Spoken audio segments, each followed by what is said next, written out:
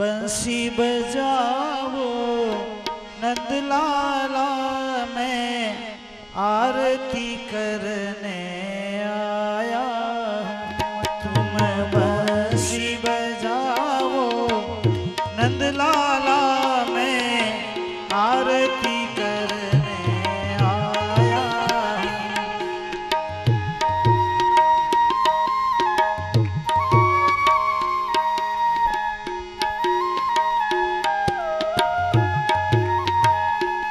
तुम मुरली बजाओ नंदलाला, मैं आरती करने आया। तुम बंशी बजाओ नंदलाला, मैं आरती करने आया।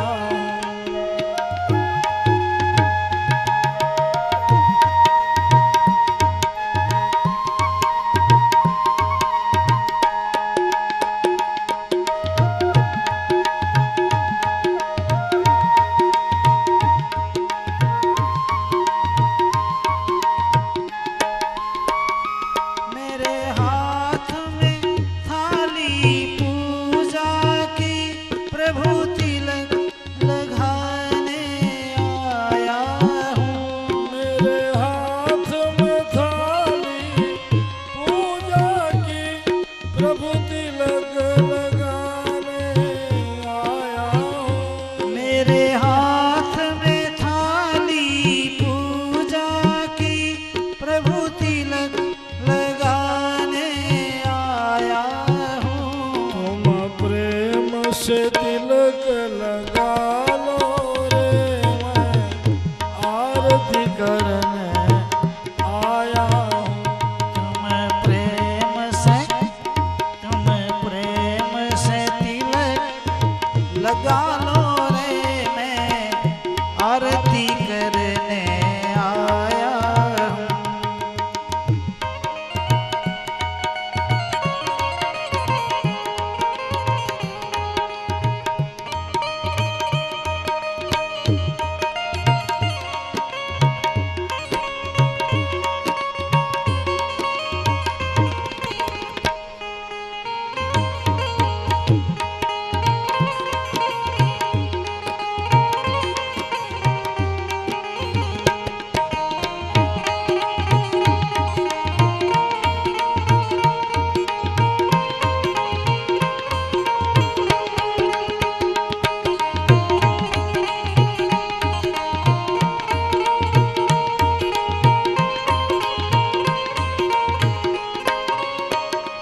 मेरे हाथ में माला फूलों की, प्रभु तुम्हें पहनाने आया हूँ। मेरे हाथ में माला फूलों की, प्रभु तुम्हें पहनाने आया हूँ। तुम प्रेम से पहनो नंदलाला, मैं आरती करने आया हूँ। तुम प्रेम से पहनो नंदलाला, मैं आरती करने आया। तुम बंशी बजाओ नंदलाला, मैं आरती करने आया हूँ।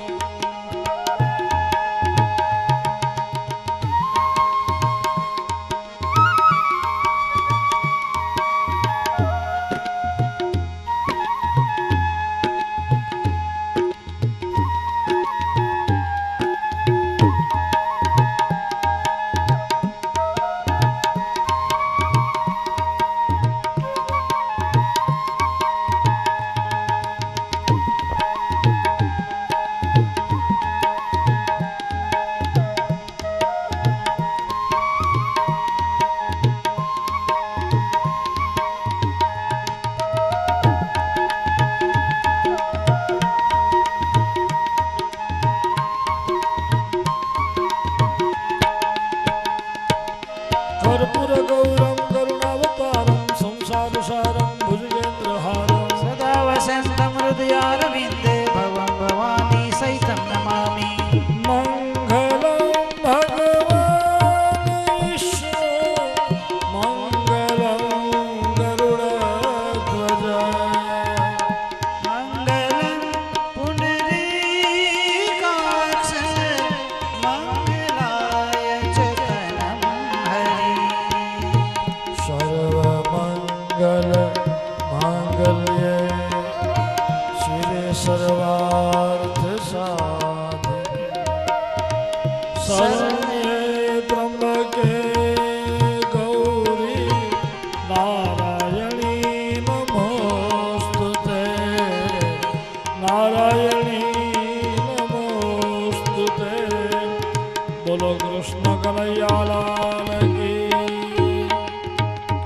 वागेश्वरी मात विद्या बुद्धि धनैश्वर्य पुत्र पौत्रादि संपद पुष्पांजलि प्रदानेन देहि मे वांछितं फलं भगवजीना चरणમાં પુત્રવાનો મહામંત્ર પુષ્પાંજલિ समर्पयामि જમણા હાથમાં પાણીની આચમની પકડો પૂર્વ સંકલ્પ અનુસારેણ આજ ભાગવત પારાયણે ચતુર્થેની પ્રાતઃકાલે ગણપતિ આદિ ભાગવત પુરાણ પુરુષોત્તમ પર્યંતમ सकल देवतानां यथा ज्ञानेन यथा मिलितोपचार द्रव्यैः पूजनार्चन कर्मणा कृतेन भगवान् परब्रह्म श्रीनारायण वासुदेव प्रियता नमः हे अम्बा परमेश्वरी जय दुर्गा जगदीश्वरी हे अम्बा परमेश्वरी जय दुर्गा बधाई बोलजो ताली बजावजो मानो नाम लेजो अम्बा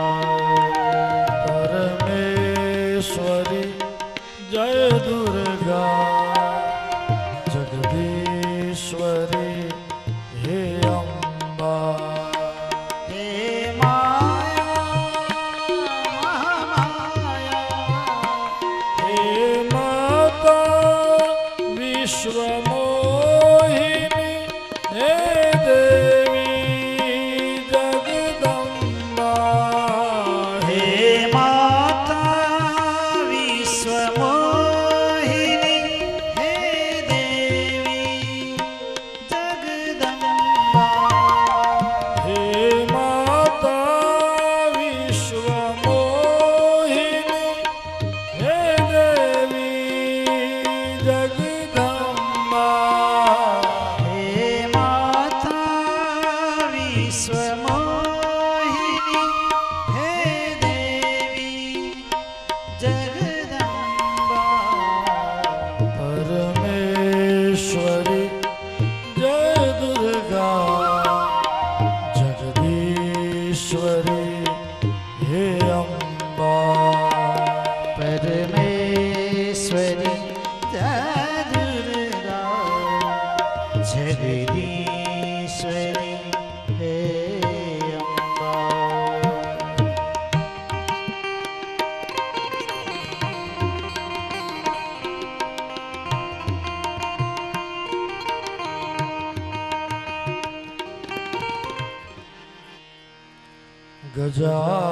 गजाननं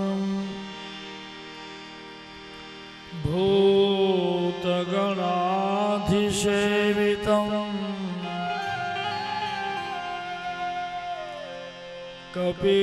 कपीत्थजम्बो फलचारुभक्षम्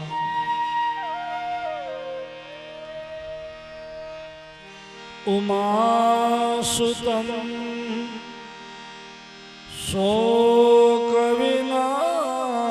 शोकविनाशकारकं नमामि विघ्ने स्वरपाद पंकजम्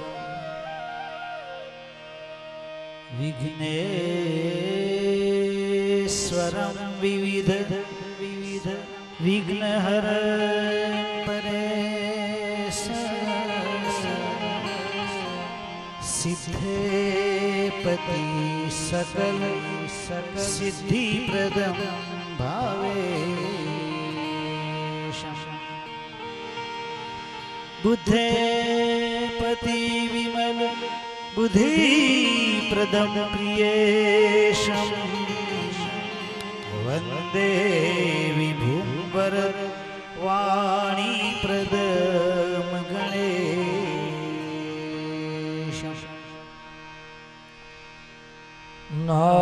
नारायणं नमस्कृत्य नरं चैव नरोत्तमम्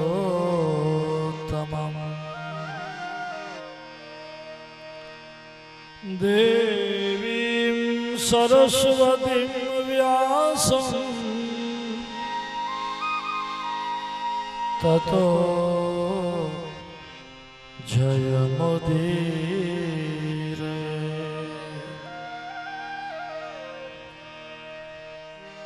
ॐ नमो भगवते तुभ्यं वासुदेवाय धीमहि प्रद्युम्नाय अनिरुद्धाय नमः संकर्षणाय च।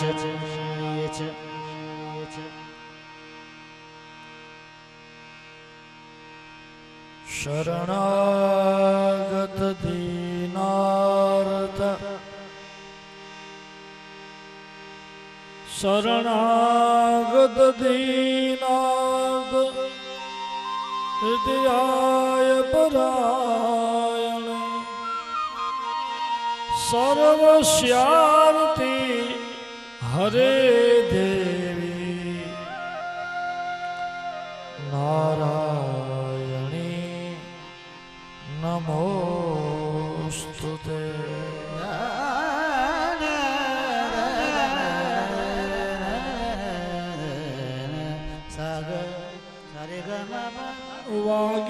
वागीशायस्य वदने लक्ष्मीर्यस्य च वक्षसि यस्यास्ते हृदये संवित् तं ऋषिमहं भजे।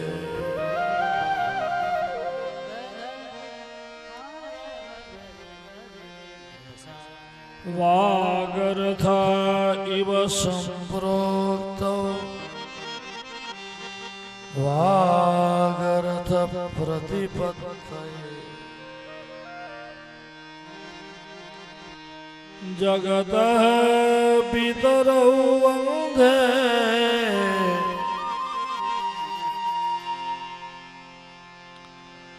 पार्वती परमेश्वर।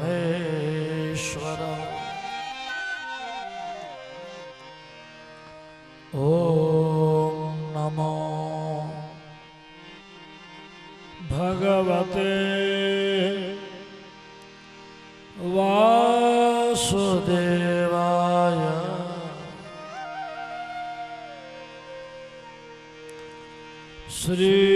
श्रीकृष्णाय नमः। गोपीजनवल्लभाय नमो नमः। ॐ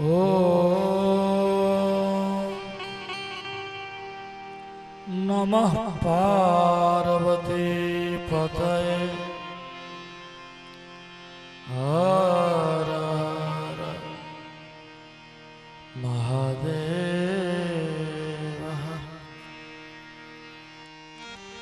श्री शुक उवाच एवमेतत्पुरा पृष्टो मैत्रेयो भगवान् किल शतरावणं प्रविष्टेन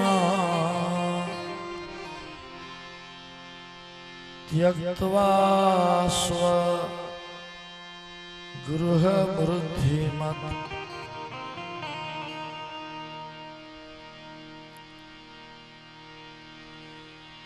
यद्वा अयं मन्त्रक्रुद्धो भगवान् अखिलेश्वरः पौरवेन्द्र गृहं हित्वा प्रविवेशात्मसात्कृतम्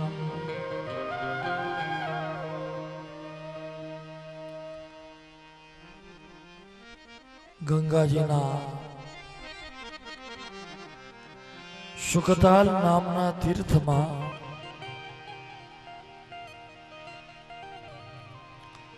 સદગુરુ સુખદેવજી આ કથા પરીક્ષિતને કહે છે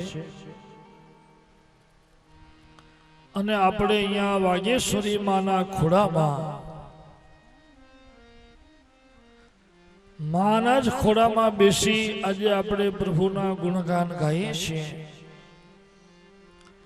કિસાન લોજ પરિવાર આયોજિત સર્વજન હિતાય સર્વજન સુખાય આ ભાગવત સત્સંગનો આજે ચતુર્થ દિવસ છે.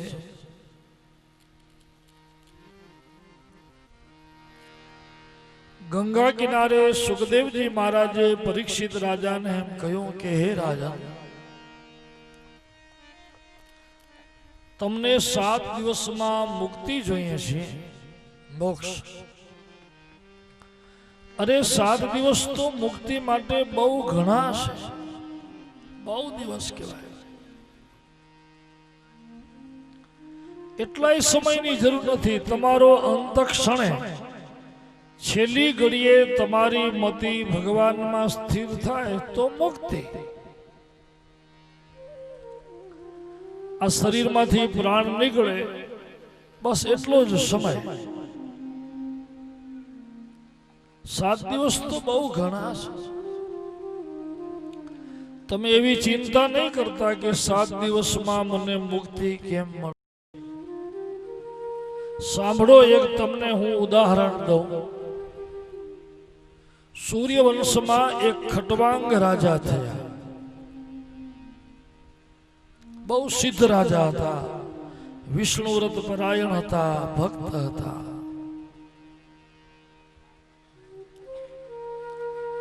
દેવતાઓ એકવાર પ્રસન્ન થયા ખટવાંગ રાજાને, માગવાનો કહ્યું, માગો. પ્રસન્ન થયા છે. શું જોઈએ તમને રાજન? ખટવાંગ રાજાએ કહ્યું કે મહારાજ, તમારી કૃપાથી બધું સુખ છે મને.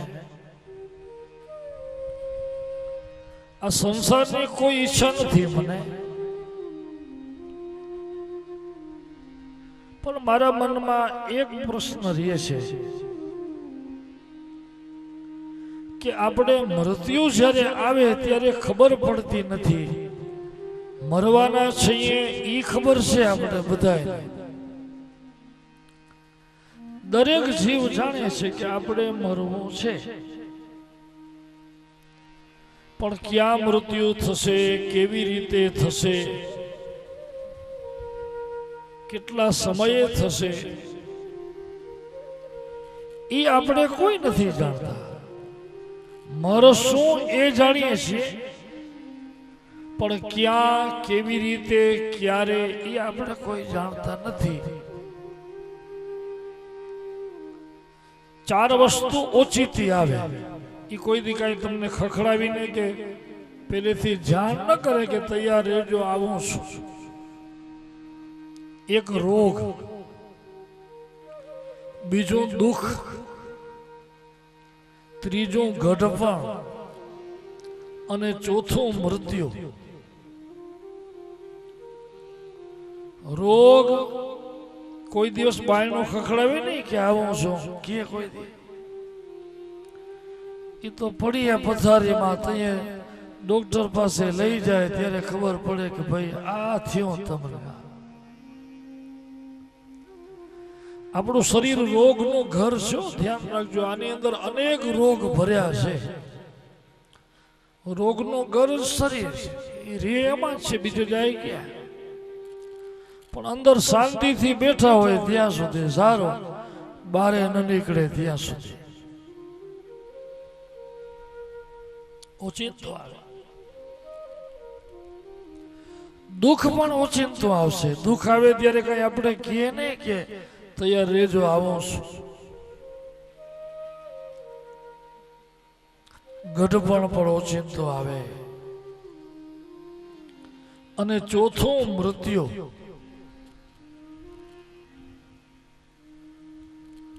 ઘણી વાર આપણે નથી કહેતા કે સવારે તો અમે ભેગા મળ્યા, રામ રામ કર્યા, અડધો કલાક ભેગા હતા,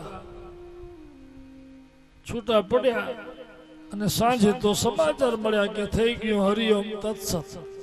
શું થયું? તો કે કાંઈ નહીં, એટેક આવ્યો.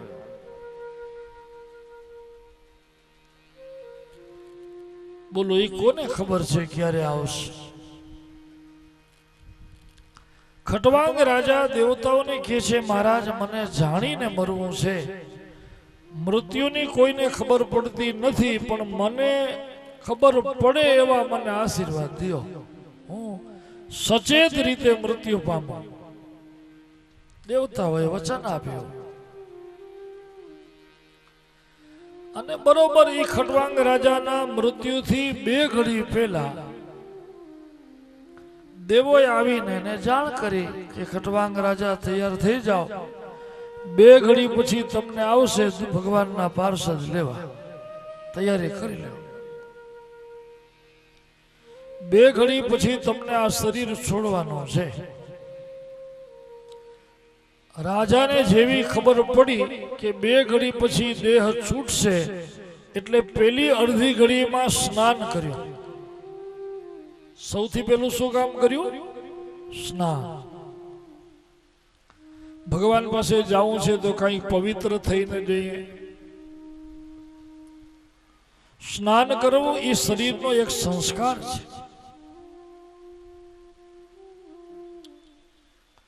દેહનો સંસ્કાર છે. 2 પ્રકારની શુદ્ધિ કહેવાય, તન અને મન. તનની શુદ્ધિ છે એ બાહ્ય છે, મનની શુદ્ધિ છે એ અંદરની છે, અંતર શુદ્ધિ છે. સબાહ્યાભ્યંતર શુચિ. દેવી દેવતા પાસે 2 રીતે પવિત્ર થઈને જવું પડે. એટલે શરીર પવિત્ર કર્યું, સ્નાન કર્યું પેલી અડધી ઘડીમાં. પછી બીજી અડધી ઘડીમાં જેટલું દેવાયું એટલું દાન દીધું. બીજું કામ શું કર્યું? દાન. ત્રીજી અડધી ઘડીમાં ધ્યાન કર્યું. સ્નાન, દાન, પછી ધ્યાન. જે પ્રભુને શરણે જવું છે. ત્રીજી અડધી ઘડીમાં સંસારમાંથી તમામ ઇન્દ્રિયોને મુક્ત કરી, અંતર્મુખ કરી, મન, બુદ્ધિ, ચિત્ત, અહંકાર ચારે અંતઃકરણને શુદ્ધ કરી બધુંય ભગવાનમાં જોડી દીધું. સોની જ્યારે સોનું ગાળે ને, આ તો હવે બધા મશીન થઈ ગયા. પેલા તો આમ છીપલામાં સોનું ગાળતા, મોઢામાં ભૂંગળી હોય, પછી સોનીની બધી ઇન્દ્રિય સોનામાં જોય, આંખ, સ્થિરતા, હાથ, કાન બધું એમાં. કારણ કે જરાક ડગી જાય તો સોનું ઢોળાઈ જાય, પછી ઉપાડવું કેમ? મોઢું બધું એનું એમાં જોડાઈ ગયું, એકાગ્રતા થઈ ગયું, એકદમ તલ્લીન. એમ આપણી છેલ્લી અવસ્થા હોય ને, ત્યારે આપણી બધી ઇન્દ્રિયો, મન, બુદ્ધિ, ચિત્ત સંસારમાંથી લઈ અને ભગવાનમાં જોડવું, એને ધ્યાન. ખટવાંગ રાજાએ ત્રીજું ધ્યાન કર્યું, બધું ભગવાનમાં જોડી દીધું. અને છેલ્લી ચોથી ઘડી એવું ભગવાનનું ભજન કર્યું, એટલે કે એવું સ્મરણ કર્યું. બોલો, 2 ઘડીમાં ખટવાંગ રાજાને મોક્ષ મળી ગયો. બસ છેલ્લી ઘડીએ જ્યાં દેહ છોડે છે, અડધી ઘડીમાં ત્યાં તો પાર્ષદ લેવા આવ્યા. જન્મલાભ પરમ પુંસામ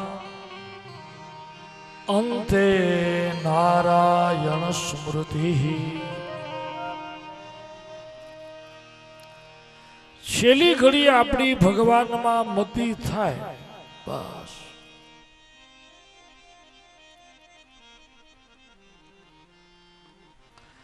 આપણે આખી જિંદગી માળા કરીએ, ધ્યાન કરીએ, સત્સંગ કરીએ, કથાઓ સાંભળીએ, ભજન કીર્તન કરીએ, દેવ દર્શન એ શું કામ કરીએ છીએ?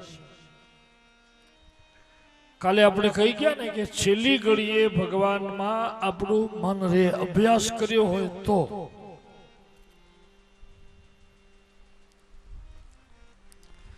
ખટવાંગ રાજાને 2 ઘડીમાં મુક્તિ મળી ગઈ, આટલા ઓછા સમયમાં.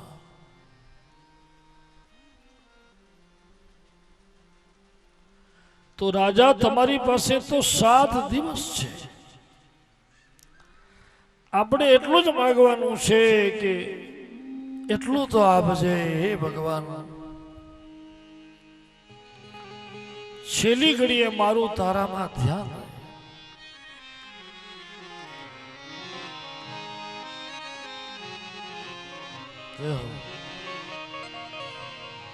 આટલું તો આપજે હે, આટલું તો આપજે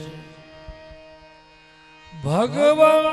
મને છેલ્લી ઘડી આટલું તો આપજે ભગવાન. મને છેલ્લી ઘડી આટલું તો આપજે, આટલું તો આપજે ભગવાન. મને છેલ્લી ઘડી આટલું તો આપજે.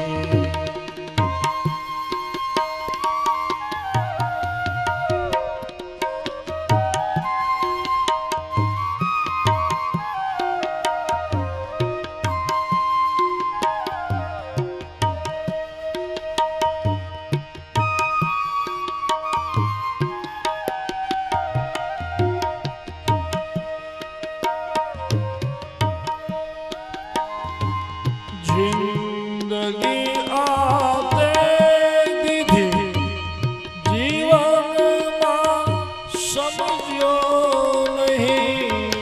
જિંદગી આપને દીધી,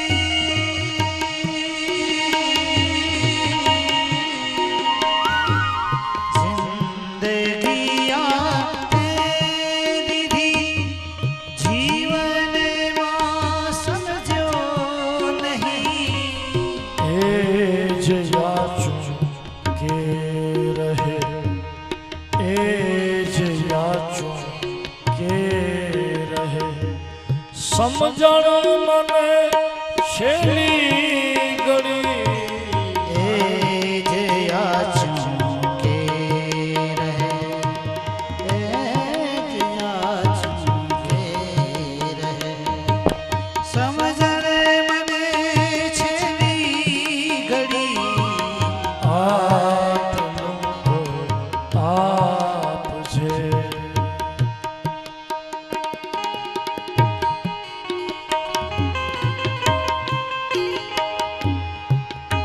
જ્યારે આ શરીર શિથિલ થઈ જાય, હાથ પગ હાલતા બંધ થઈ જાય,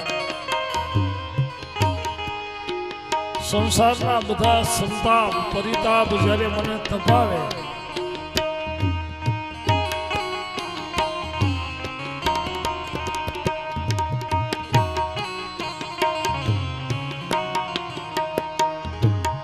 હાથ પગ નિર્બળ બને, શ્વાસ છેલ્લા સંચરે. હાથ પગ નિર્બળ બને, શ્વાસ છેલ્લા સંચરે. હાથ પગ નિર્બળ બને, શ્વાસ છેલ્લા સંચરે. હાથ પગ નિર્બળ બને, શ્વાસ છેલ્લા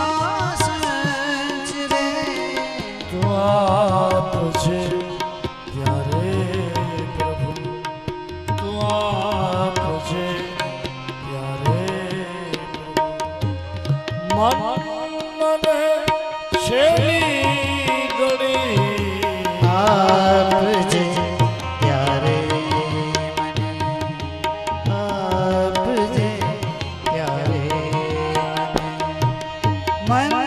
મને છેલ્લી ઘડી આટલું તો આપજે ભગવાન મને છેલ્લી ઘડી આટલું તો આપજે આટલું તો આપજે આટલું તો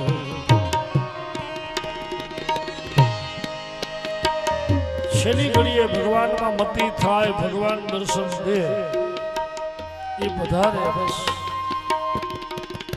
આ જન્મનો મોટામાં મોટો લાભ છે.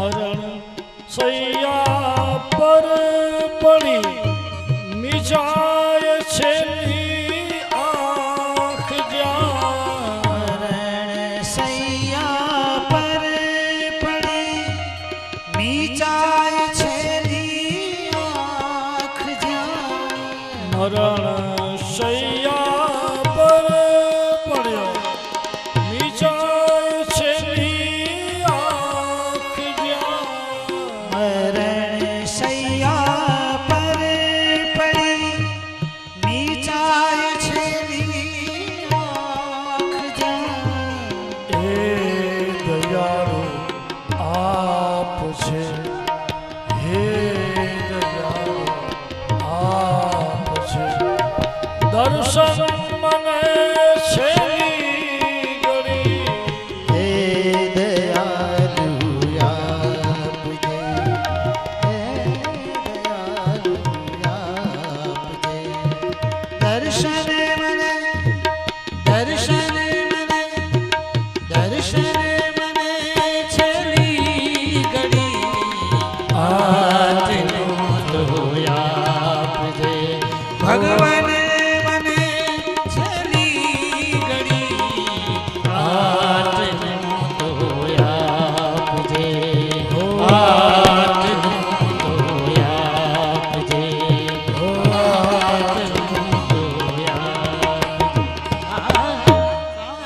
જન્મ લાભ પરમ પુરુષામ અંતે નારાયણ સ્મૃતિ. ખટવાંગ રાજાએ એમ કહ્યું મહારાજ છેલ્લી ઘડીએ મારી ભગવાનમાં મતી થાય બસ ઈ રાજાને જો બે ઘડીમાં મુક્તિ મળી ગઈ મુક્તિ માટે અંત સમયે ભગવાનમાં સ્મરણ થવું જરૂરી છે.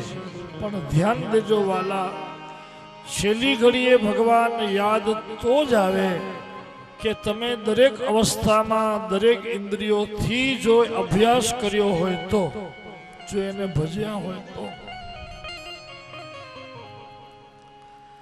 આપણે દરેક અવસ્થામાં એમને ભજીએ તો યાદ આવે છેલ્લી ઘડીએ. પણ અભ્યાસ કર્યો જ ન હોય તો શું યાદ આવે?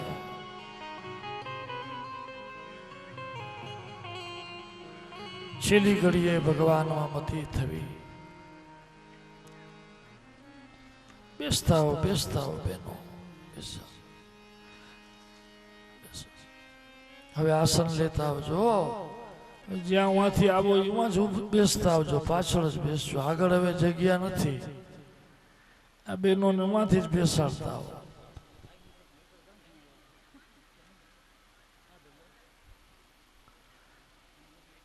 સુખદેવજીએ કહ્યું રાજા હું તમને એવો સત્સંગ કરાવીશ 7 દિવસમાં તમને મુક્તિ મળશે.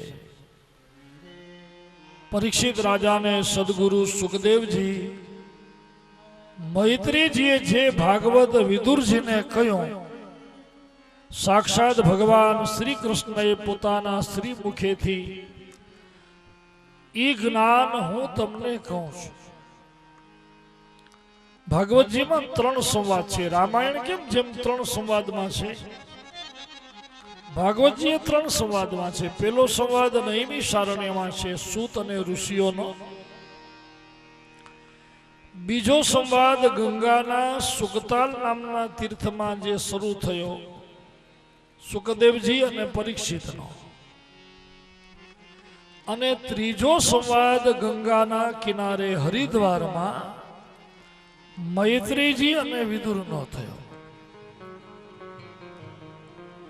વિદુરજીએ કહ્યું કે મને શ્રી કૃષ્ણ ભગવાને જે ભાગવત જ્ઞાન કહ્યું છે, ભાગવતોપદેશ કયો છે, ભગવત પ્રાપ્તિ માટે જે જ્ઞાન કહ્યું છે, કલિકાલના જીવોના કલ્યાણ માટે, એ કથા તો મને સાંભળવી છે, પણ મને બ્રહ્માંડ સંભવથી કથા કયો. આ જગત કેવી રીતે રચાય છે ત્યારથી કરી બધી કથા મને સંભળાવવામાં. મૈત્રીજી પ્રસન્ન થયા કે ધન્ય છે વિદુર, તમારી મતિ ધર્મમાં થઈ, કારણ કે તમે તો સાક્ષાત ધર્મ છો. વિદુરજી ધર્મરાજાનો અવતાર છો. માંડવ્ય ઋષિના શ્રાપથી એમને દાસી પુત્ર થવું પડ્યો છે. આપ તો સાક્ષાત ધર્મ છો, એટલે તમારી મતિ ધર્મમાં થઈ છે. સાંભળો, હું બ્રહ્માંડના સંભવથી તમને કથા કહું. દરેક કલ્પના અંતે ભગવાન પ્રલય કરે છે, મહાલય કરે છે. મહાપ્રલય થાય ને એટલે બધું એકબીજામાં સમાઈ જાય. પૃથ્વીને જળ ગળી જાય, જળને તેજ ગળી જાય, તેજને વાયુ ગળી જાય, વાયુને આકાશ ગળી જાય, આકાશને શબ્દ ગળી જાય, શબ્દને અહંકાર ગળી જાય, અહંકારને પ્રકૃતિ ગળી જાય, અને પ્રકૃતિ પરમ તત્વમાં લીન થઈ જાય. પછી આખા બ્રહ્માંડમાં જળ સિવાય બીજું કાંઈ રહે જ નહીં. બ્રહ્માંડ એકોદક. આજે વિજ્ઞાન પણ એમ કહે છે કે પેલા જળ હતું, જળમાંથી પૃથ્વી બહાર આવી છે.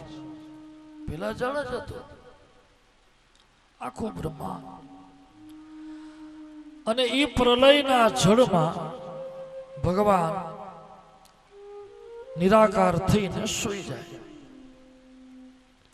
ભગવાનને જ્યારે આ માયા સંકેલવી હોય ને, એમ બતાવ્યું છે કે કરોડિયો કેમ પોતાનો મોઢામાંથી જ ઝાડું કાઢે, ઘર બનાવે, એમાં રીએ, આનંદ કરે, પછી એમ થાય કે અહીંયા નથી ગમતું, તો વળી બધા પોતાનામાં સમાવી અને ચાલ્યો જાય. ભગવાનને જ્યારે માયા રચવાની ઈચ્છા થાય ત્યારે ભગવાન પાછું બધું પોતાનામાંથી સર્જ્યો. એ પ્રકૃતિ, પ્રકૃતિમાંથી અહંકાર, અહંકારમાંથી શબ્દ, એમાંથી આકાશ, એમાંથી તેજ, એમાંથી વાયુ, એમાંથી જળ, એમાંથી પૃથ્વી, એમાંથી આપણે બધા પાછું સર્જન. માયા કરે ભગવાન. આપણે પહેલે જ દિવસે કહી ગયા કે ભગવાનને કોઈ કામ કરવા દોડવું ન પડે. પ્રભુ તો ખાલી સંકલ્પ કરે કે મને આ રચવું છે, બસ એટલે રચાઈ જાય. સંકલ્પ માત્રથી.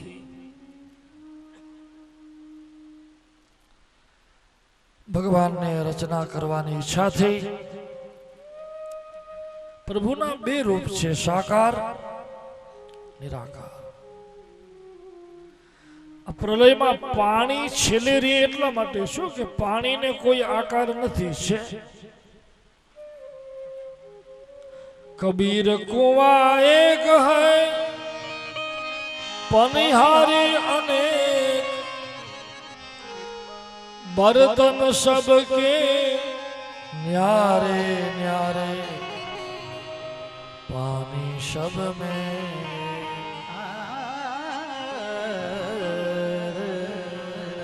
પાણી તો એક જ છે, નિરાકાર છે, જેમાં તમે મૂકો એવું દેખાય. તમે ગ્લાસમાં મૂકો તો ગ્લાસ જેવું, તપેલીમાં મૂકો તો તપેલી જેવું, ગાગરમાં મૂકો તો ગાગર જેવું. પાણી ને આકાર નથી, આકાર પાત્રને છે. જલ નિરાકાર છે. આપણે બધા જો જુદા જુદા પાત્ર છે, જુદા જુદા ઠામણા છે આપણે બધા, પણ પાણી સબ મેં એક. ભગવાન તો એક જ છે આપણા બધા. ઈ નિરાકારને સાકાર જગત રચવાની ઈચ્છા થઈ એટલે ભગવાને પેલો સાકાર અવતાર લીધો. આપણે જેને આદિ નારાયણ ભગવાન કહીએ છીએ.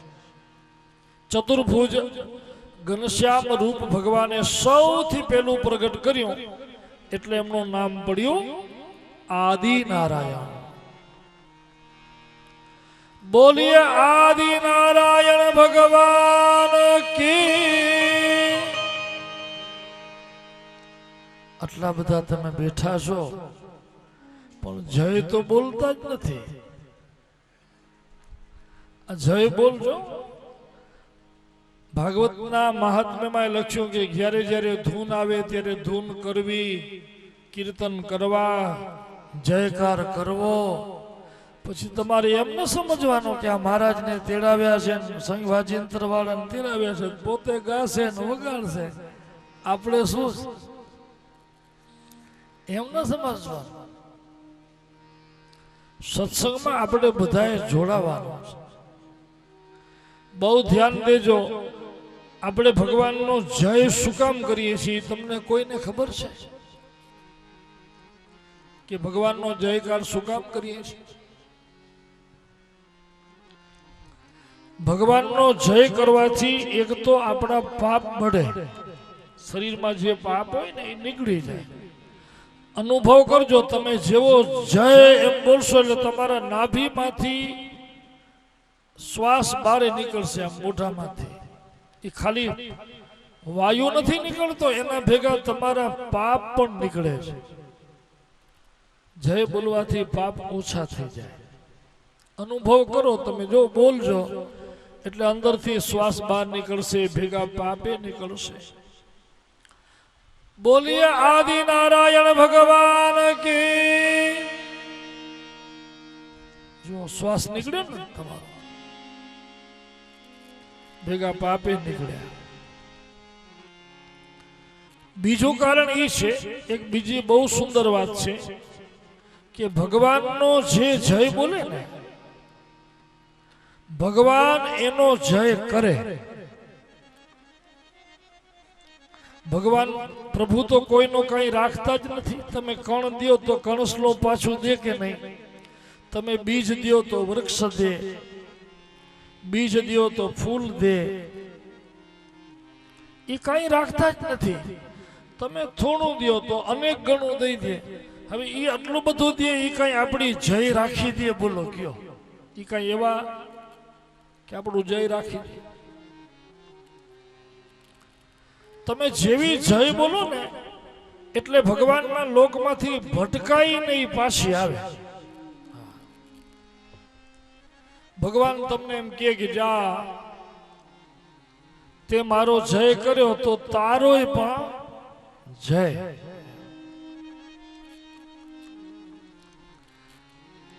આપણે ભગવાનનો જય કરીએ તો ભગવાન સર્વત્ર આપણો જય કરે. એટલે તો બ્રાહ્મણો સંતો આપણે આશીર્વાદ દે ને ત્યારે એમ કે જેમ વેદ આ પૃથ્વી ઉપર પ્રવૃત્તે છે, જેમ ભાગીરથી ગંગા વહે છે, યત્ર વેદા પ્રવર્તન્તે યાવદ ભાગીરથી ગંગા યાવદ દેવો મહેશ્વર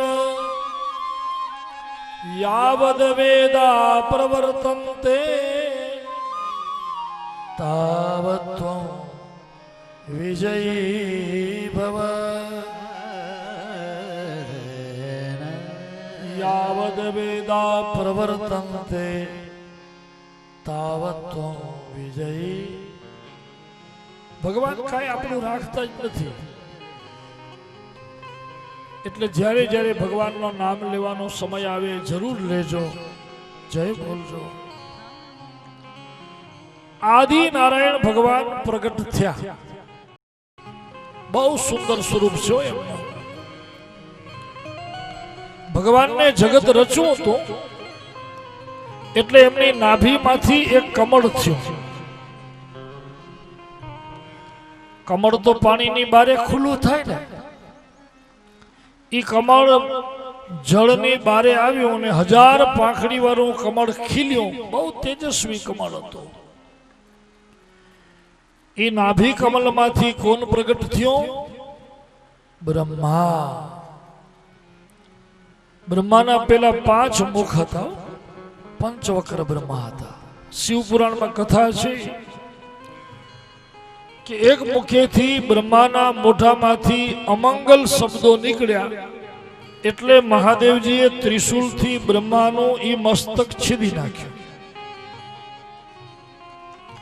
બ્રહ્માથી એક વખત કામ દ્વારા પણ પાપ થયું છે એટલે તો બ્રહ્માને મહાદેવનો શ્રાપ છે કે જાઓ તમે છો પિતામહ, પણ તમારી કોઈ પૃથ્વી ઉપર મૃત્યુલોકમાં તમારા મંદિર નહીં બંધાય, તમારી પૂજા નહીં થાય.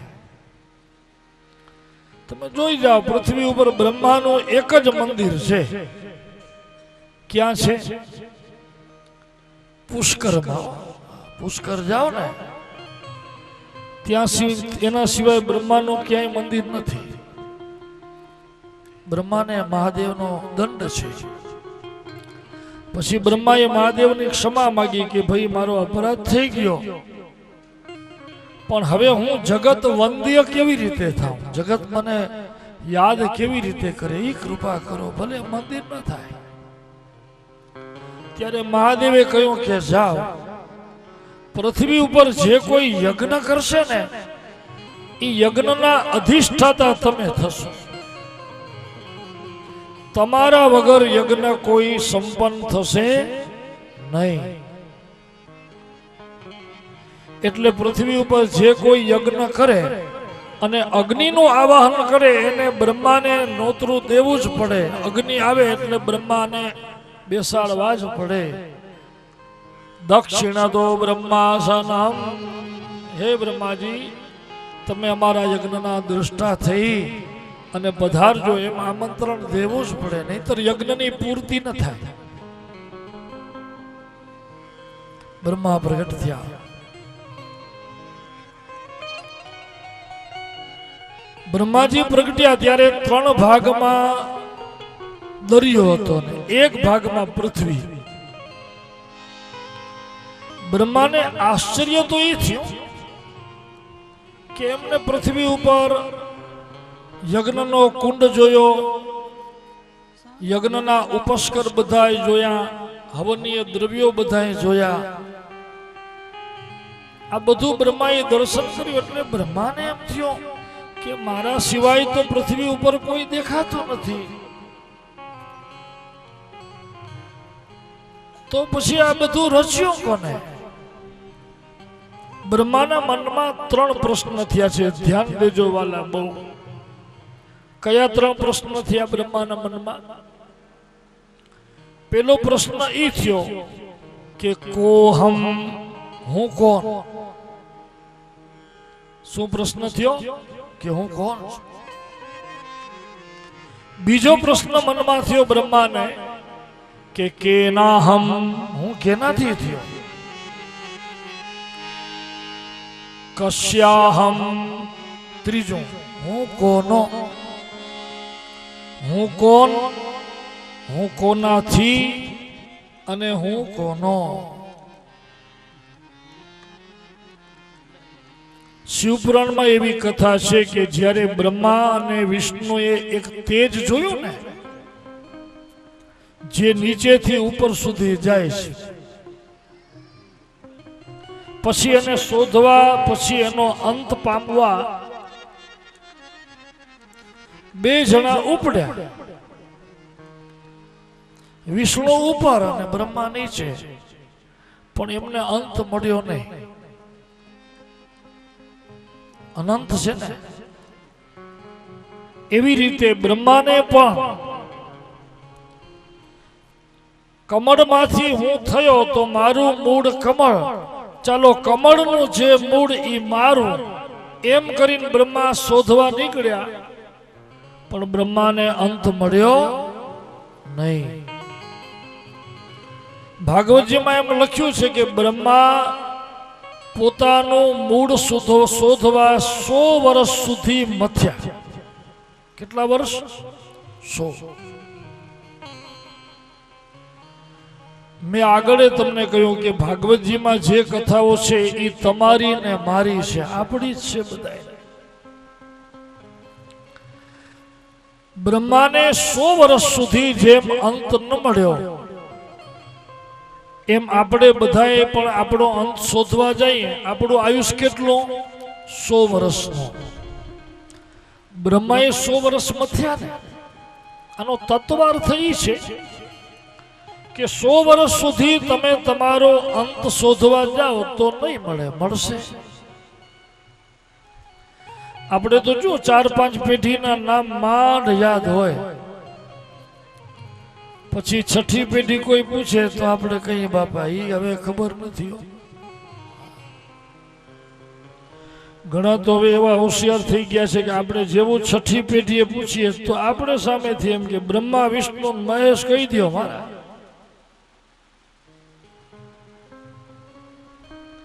કારણ કે બ્રાહ્મણ શીખવાડે કે નામ યાદ ના આવડે તમારે વિષ્ણુ ભગવાનનું નામ લેવું. એનું કારણ શું? વિષ્ણુનું નામ લેવાનું.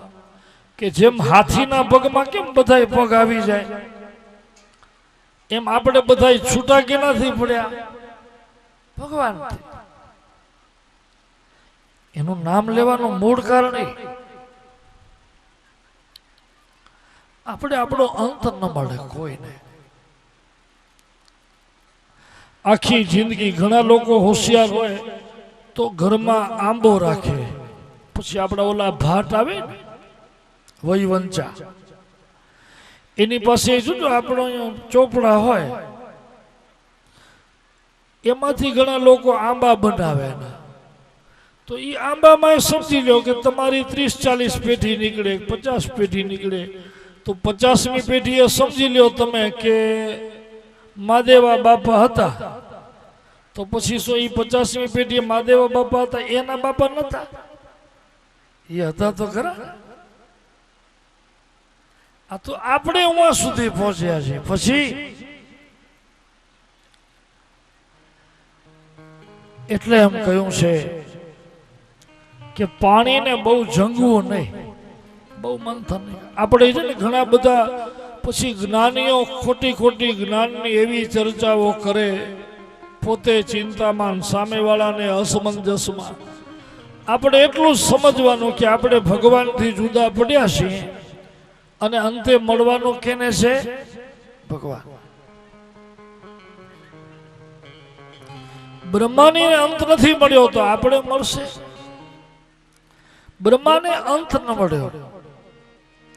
બ્રહ્માને એક નાદ સંભળાણો, તપઃ તપઃ, હે બ્રહ્મા તપ કરો. સાધના વગર સિદ્ધિ મળે નહીં. આપણે કરવું કાંઈ ન હોય અને ફળ બધું જોઈએ એ મળે કયો? હવે આપણે ઉઠવું નથી, 10-10 વાગે ઉઠે, ન કોઈ દી મંદિરે જાય, ન માળા મળે ઘરે કોઈ દી, ન ભગવાનનું નામ લે, અને પાછો વળી એમ કે મને તો પરચો બતાવે તો હું માનું. આપણે પોતે જ પરચા છીએ, નથી હારી સામે ઉભો રહ્યો તો તું જ પરચો. કર્યા વગર ન મળે. આપણે રોટલા જમવા હોય તો રસોઈ બનાવીએ તો જમવા મળે, કઈ પોતે તૈયાર થાય કઈ? કાર્ય વગર સિદ્ધિ ન મળે. બ્રહ્માને ભગવાનના દર્શન એમને એમ નથી થયા. બ્રહ્માને તપ કરવું પડ્યું છે. બ્રહ્માએ સાધના કરી ત્યારે ભગવાન પ્રગટ થયા. બહુ ધ્યાન દેજો, જેવા ભગવાનના દર્શન થયા અત્યાર સુધી બ્રહ્મા શંકામાં હતા. હું કોણ છું, કોનો છું, ક્યાંથી આવ્યો છું. પણ એક વખત ભગવાનના દર્શન થઈ ગયા પછી બ્રહ્માના અંતરમાં કોઈ પ્રશ્ન રહ્યો જ નહીં. બ્રહ્માને સમજાઈ ગયું કે હું ભગવાનનો છું, હરિનો છું, હરિથી ઉત્પન્ન થયો છું, હરિએ મને સર્જ્યો છે. એક વખત જેને મનમાં ભગવાનની પ્રાપ્તિ, અંતરમાં ભગવાનનું પ્રાગટ્ય થઈ જાય, એક વખત ભગવાનની અનુભૂતિ થઈ જાય પછી જીવનમાં કોઈ પ્રશ્ન રહેતા જ નથી. જીવન સંશય વગરનું થઈ જાય છે. આપણે મુક્તિ ત્યારે જ મળશે જ્યારે જીવનમાં કોઈ શંકા નહીં રહે. એક શંખ અને બીજો સંગ. પરીક્ષિત રાજાના મુક્તિથી પહેલા સુખદેવજીએ પણ એક શ્લોકમાં એમ કહ્યું છે કે પરીક્ષિત રાજા ભાગવત જ્ઞાન સાંભળી ગંગાના કિનારે ઉદંગ મુખ છેલ્લે બેસી ગયા. ઉદંગ મુખો બ્રહ્મભૂતો નિસંગો છિન્ન સંશય. ઉદંગ મુખો બ્રહ્મભૂતો નિસંગો છિન્ન સંશય. પરીક્ષિત રાજા કેવા થઈ ગયા? બ્રહ્મભૂત. એના જીવનમાં હવે કોઈ શંકા નથી રહી. નિસંગો છિન્ન સંશય. જેને જીવનમાં હવે કોઈ સંગ નથી અને કોઈ શંક નથી. શંક એટલે શંકા. જીવન નિશંક અને નિશંક બની જાય તો મુક્તિ. ભગવાનના પાર્ષદો લેવા આવ્યા. એક વખત પરમાત્માની અનુભૂતિ થઈ જાય પછી જીવનમાં કોઈ શંકા રહેતી નથી. બ્રહ્માની પણ શંકા દૂર થઈ ગઈ. બ્રહ્માએ ભગવાનની સ્તુતિ કરી. બોલો પ્રભુ, શું સેવા કરું? ભગવાને કહ્યું, મારે જગત રચવું છે, મને મદદ કરો. બ્રહ્મા, તમે મારી રજો શક્તિ છો.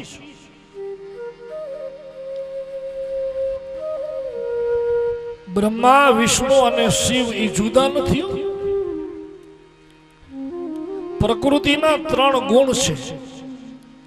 બ્રહ્મા રજો ગુણ છે, વિષ્ણુ સત્વ ગુણ છે, મહાદેવ તમો ગુણ છે. ભગવાને જ 3 રૂપ લીધા. બ્રહ્મા રૂપે સર્જન કરે છે, વિષ્ણુ રૂપે પાલન કરે છે, રુદ્ર રૂપે સંહાર કરે છે. કારણ કે 3 કામ એક રૂપથી ન થાય. ક્રિયા વિરોધાભાસી છે. જેનું જીવાડવાનું કામ હોય એ કોઈ દિવસ મારે ને, અને મારવાનું કામ હોય એ જીવાડે નહીં. ક્રિયા અલગ છે, વિરોધાભાસી ક્રિયા છે. એટલે ભગવાને 3 રૂપ લીધા, 3 કાર્ય કરવા. મહાદેવ રૂપે ભગવાન લય કરે છે. આ સંસારનો પ્રલય કરવાનું કામ મહાદેવનું છે. ભવ, શિવ, મહાદેવના અનેક નામ છે. એમાં એક નામ શંકર ભગવાનનું ભવ છે. ભવ સર્વો રુદ્રઃ ભવહારી. મહાદેવના 1000 નામમાં એક ભવ નામ છે. ભવ એટલે સંસાર. બહુ ધ્યાનથી તમે વિચારો, આ સંસારનું બીજું નામ શું છે? મૃત્યુલોક. અને શું કહેવાય? મૃત્યુલોક. આ લોકનું નામ જ મૃત્યુ લોક છે કે આ લોકમાં જે આવે એને મરવાનો તો છે. પછી મરવાથી બીવાનો કોઈ પ્રશ્ન છે? આ લોકનું નામ જ મૃત્યુ લોક. મહાદેવ સ્મશાનમાં રહે છે એનો બીજો અર્થ એ છે કે આ સંસાર જ એક સ્મશાન છે. આ તો આપણે એની ક્રિયા કરવા લઈ જઈએ. સ્મશાન તો ઉત્તર ક્રિયાનું નિમિત્ત છે. બાકી શરીર કઈ ઉવા જ પડે છે? આપણું શરીર તો ગમે ત્યાં પડે, ઘરમાં પડે, દવાખાનામાં પડે, રોડ ઉપર પડે, ઘણી વાર તો મહેમાન થઈને ગયા હોય તો કોઈકને ઘરે પડે. શરીરનું કાંઈ નક્કી નહીં બાપા. મૃત્યુ તો ગમે ત્યાં આવે તમને. એટલે જ્યાં મૃત્યુ આવે ત્યાં સ્મશાન. મહાદેવને સ્મશાનવાસી એટલે કયા છે? આપણા બધાના અધિષ્ઠાતા મૃત્યુ લોકના અધિપતિ મહાદેવ છે. સંહાર કરવાનું કામ એ કરે છે. પછી બ્રહ્માજીએ સૃષ્ટિ સર્જી છે.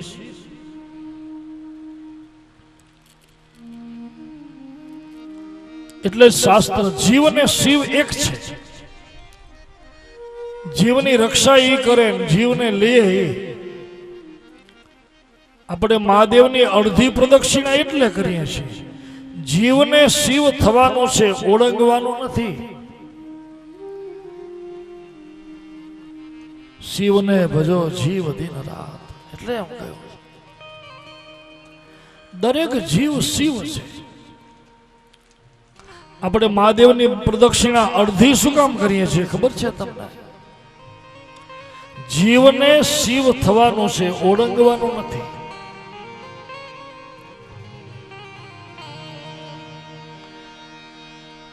એટલે અડધી પ્રદક્ષિણા.